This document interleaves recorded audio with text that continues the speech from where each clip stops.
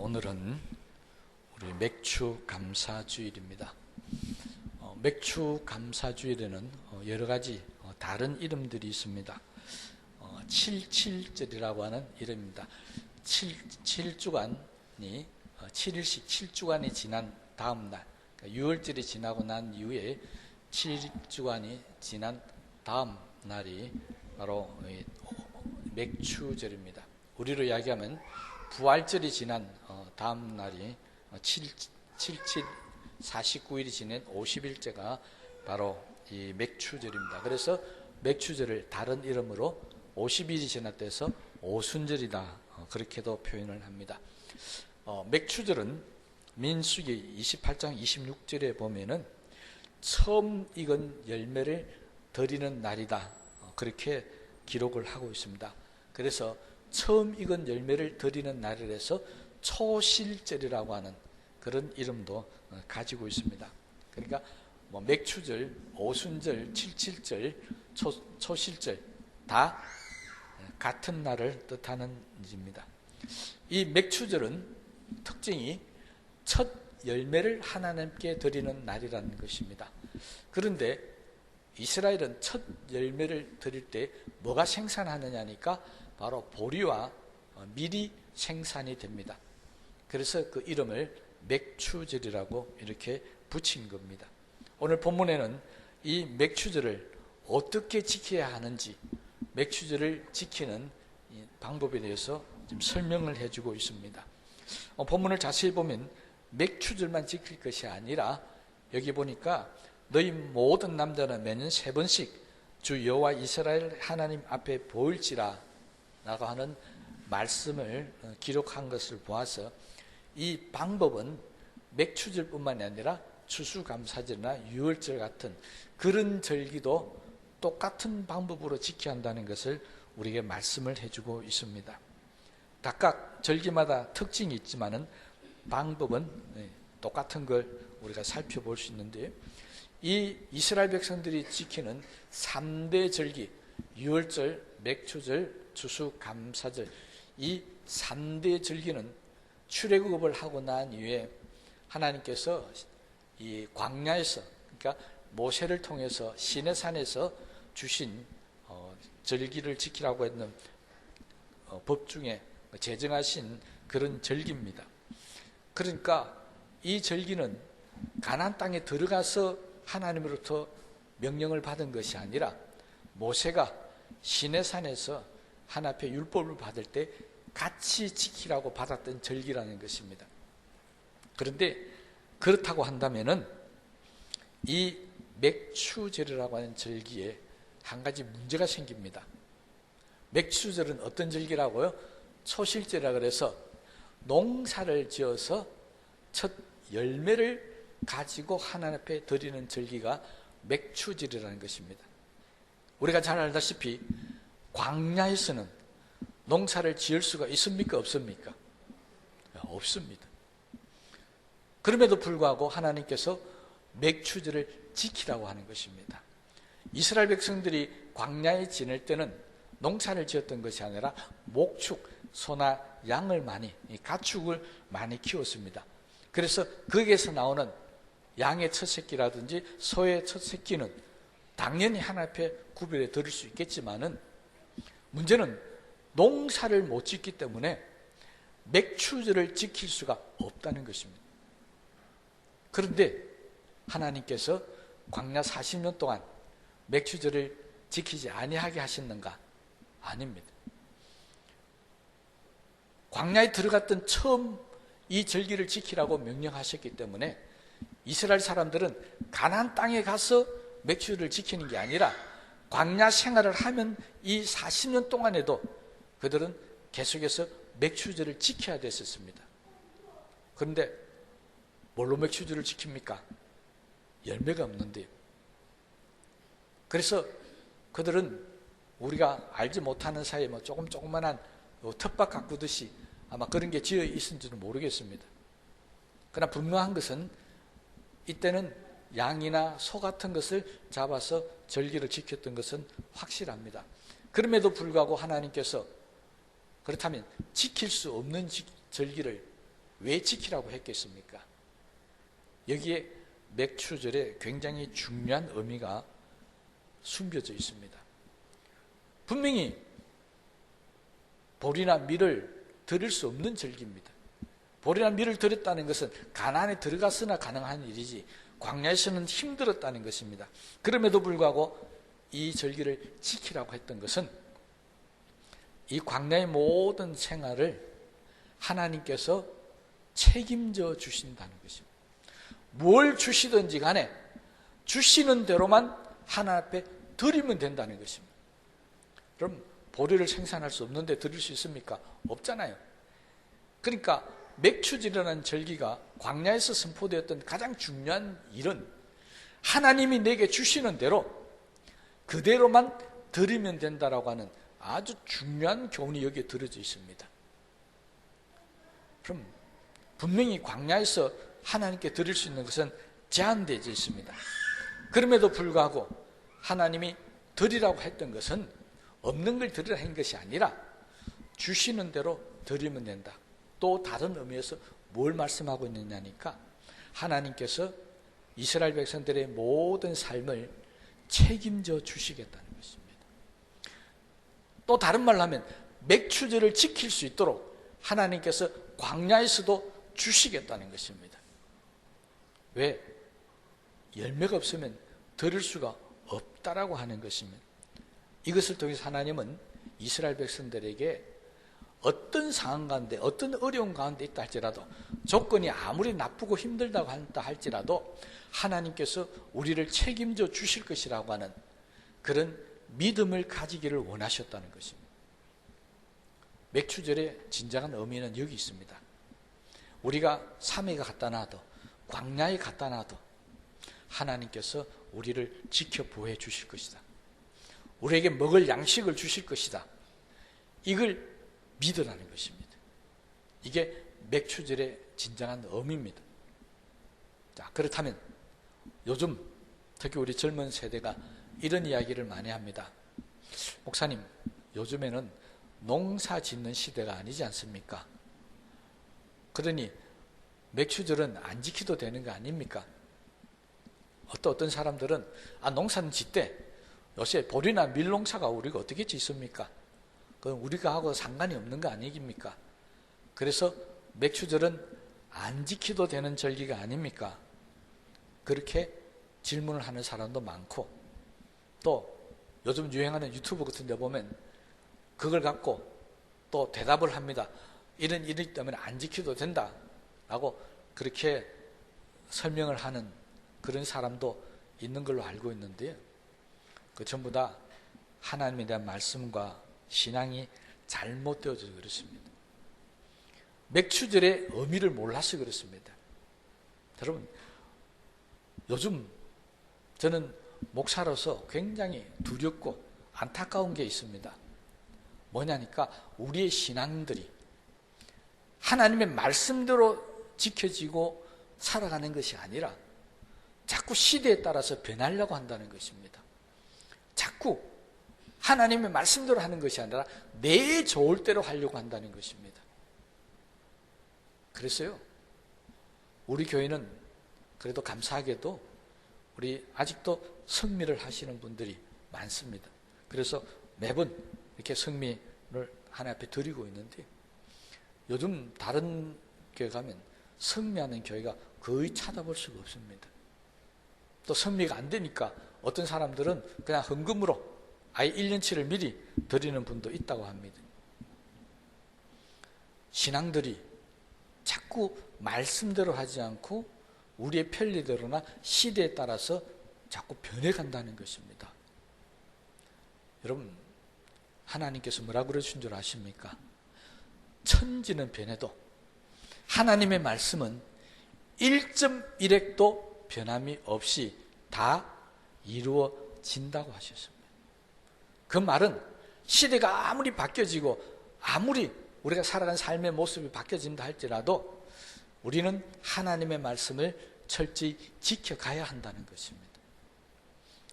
맥추절을 선포했던 이 시내산의 선포, 그 시대에도 그들은 우리 생각대로 한다면 맥추제를 지킬 수 없는 시대였습니다. 어떻게 광야에서 하나님 앞에 열매를 드릴 수 있겠습니까? 그럼에도 불구하고 하나님께서 그렇게 하라고 하는 것은 그 의미가 하나님께서 책임져 주실 테니까 우리의 조건이나 환경이 어떻든지 간에 말씀대로만 살아라, 말씀대로만 따르겠다라고 하는 믿음의 고백을 하라고 하는 것이 바로 이 맥추절이 가지고 있는 진정한 의미라고 하는 것입니다. 하나님은 성경을 통해서 그런 것을 우리에게 강요할 때가 굉장히 많이 있습니다. 우리가 잘 아는 아브라함에게도 이 맥추절이 선포되기 이전에도 하나님은 이 맥추절의 의미와 똑같은 요구를 아브라함에게 한 적이 있습니다. 그것이 바로 백세에 낳았던 아들 이삭을 하나님께 바치라는 것입니다. 여러분, 아브라함은 그 말씀을 듣고 고민 한번 하는 것 없이 그냥 하나님께 드립니다. 그 다음 아침 일찍 일어나서 이삭을 데리고 갔다고 되어 있습니다. 아들을 바치라는데, 그것도 백세에 난 이 아들을 바치라는데 성경에 보니까 근심이나 걱정 하나, 고민 하나 없다고 그랬습니다. 따라가던 이삭이 이상해서 아버지 아브라함에게 묻습니다. 어디 가는 겁니까 도대체? 또 재물은 어떻게 준비되어 있습니까? 그때 아브라함이 그렇게 대답합니다. 하나님께서 다 알아서 하실 것이다. 다 알아서 준비해 놓으실 것이다. 여러분, 아브라함의 믿음대로 하나님께서 다 준비해 놓고 계셨습니다. 맥추절의 신앙이라는 것은 바로 이런 의미가 있습니다. 아무리 불가능한 상황이라 할지라도, 또 내가 도무지 이해되지 못하는 상황이라 할지라도 하나님이 말씀하시면 그대로 지키라고 하는 것입니다. 그러면 나머지는 하나님께서 다 알아서 책임을 져 주신다는 것입니다. 광야에서 첫 열매가 없다 할지라도 어떤 일이 생기는 게 있으면 그 첫 것을 하나님 앞에 드리라는 겁니다.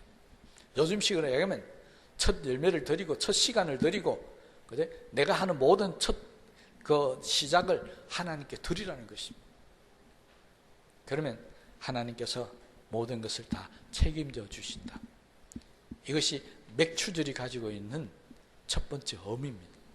그러니 앞으로 우리도 마찬가지입니다. 신앙생활 하면서 내가 생각할 때는 이해가 되지 않고 불가능하고 도무지 하나님 앞에 드릴 게 없는 상태에 있다고 할지라도 하나님이 말씀하셨으니까 하나님 주실 것이고 하나님이 책임져 주실 것이다.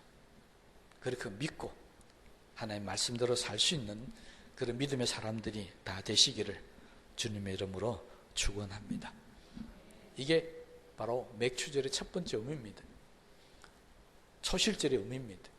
두 번째, 오순절 77절이라고 하는 의미, 바로 성령 강림절입니다.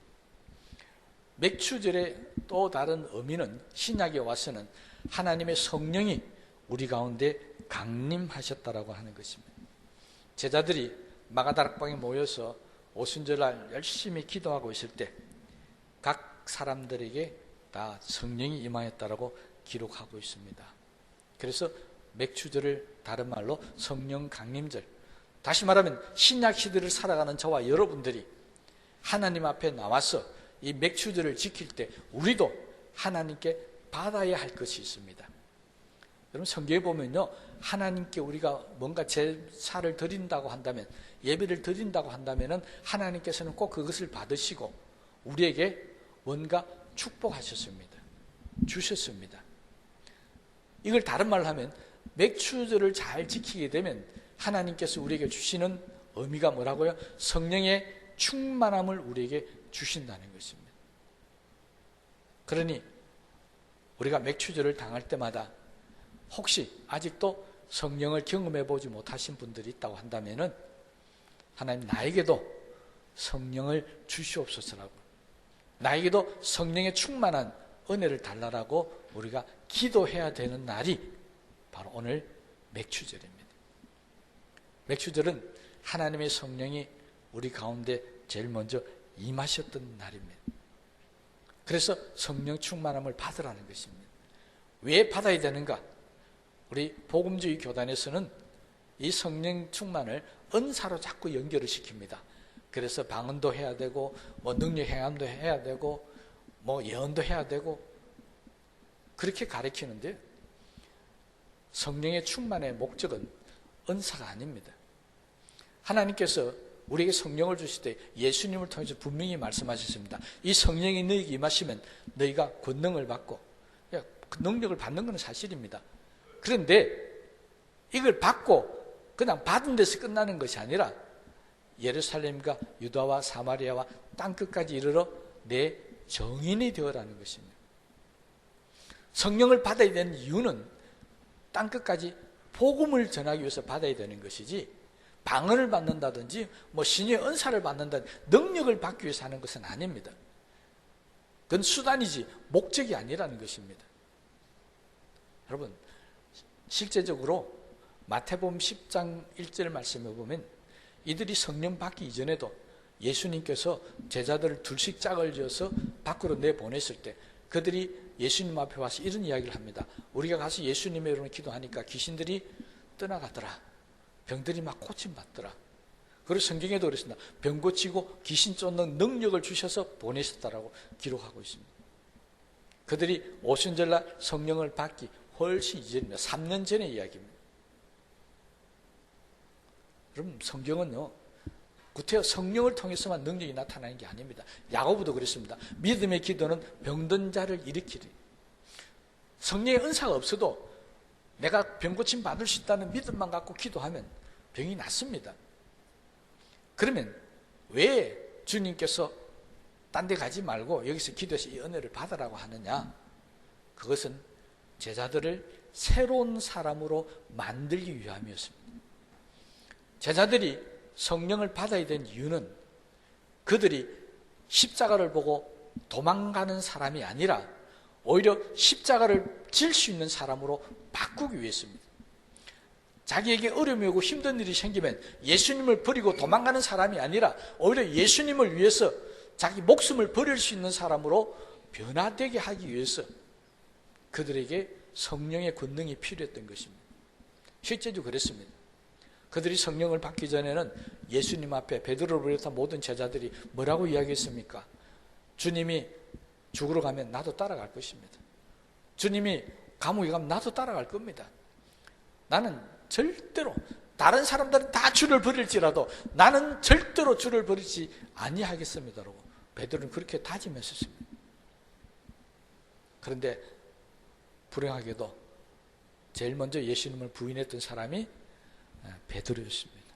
그것도 한 번도 아니고 3번이나. 예수님이 십자가에 날 돌아가시자 제자들은 다 도망가 버리십니다. 어디로? 고향으로 다 가버렸습니다. 그래서 예수님이 부활하신 후에 고향으로 찾아가셨습니다. 이런 제자들, 예수님이 성천하시고 난 이후에 이 땅에 교회를 세우고 복음을 전가하는 일을 맡기기에는 너무 연약했다는 것입니다. 이들에게 필요했던 것은 다시는 고난이 오고 고통이 오고 십자가가 올지라도 도망가지 않는 제자가 되는 것이 더 중요했었습니다. 그들에게 오순절날 성령이 임하자 그들은 예수님이 원하는 사람으로 바뀌어졌습니다.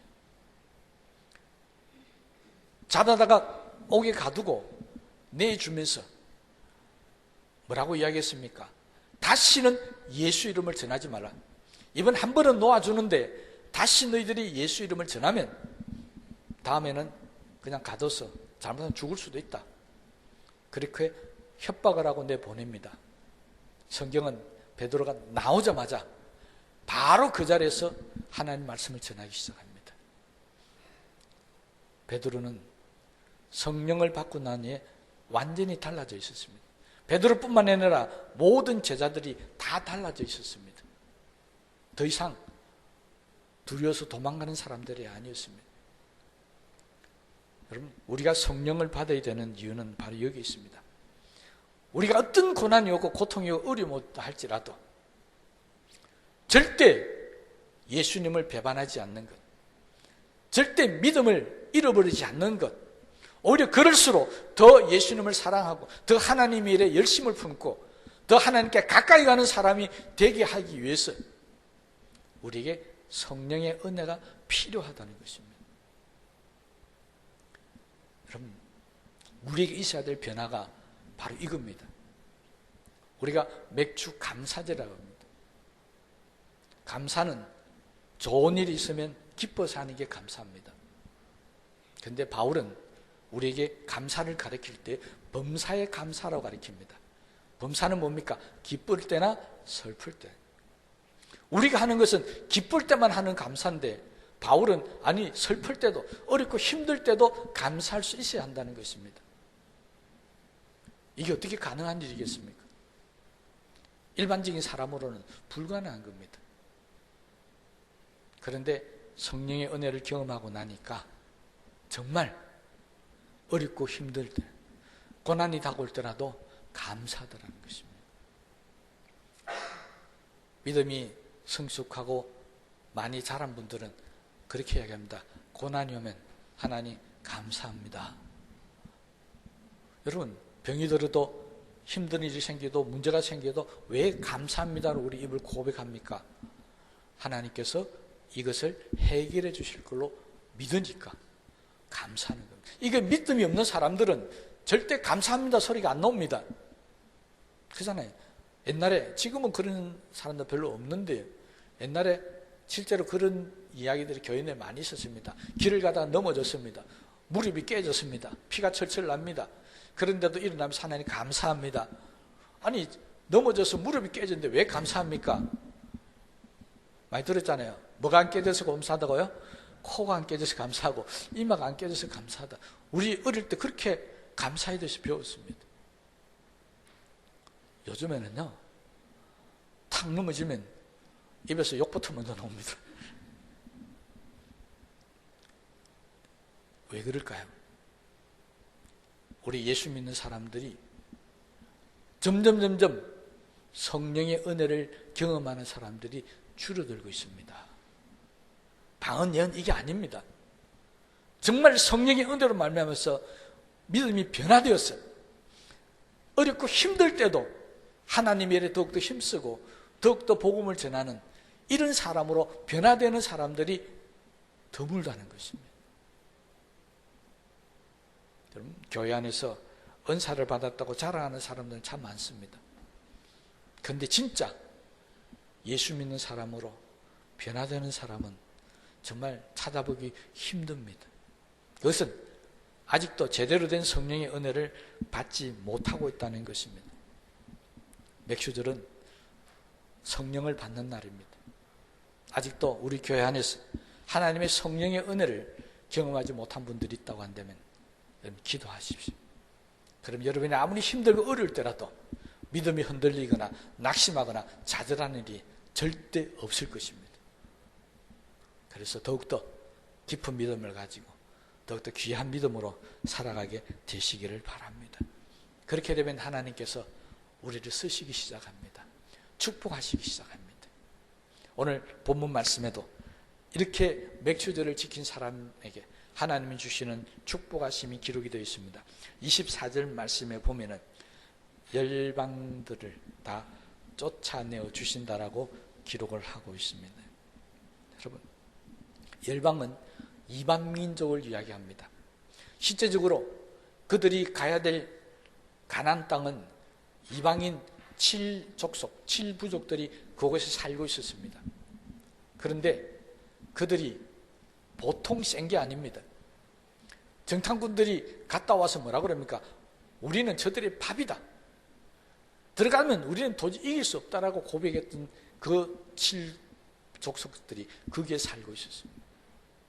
그런데 그들은 가나안 7년 전쟁을 하는 동안에 아이성을 제외하고는 그들은 져본 일이 없습니다. 계속 승리해 나갔어요. 결국은 가나안 땅을 차지합니다.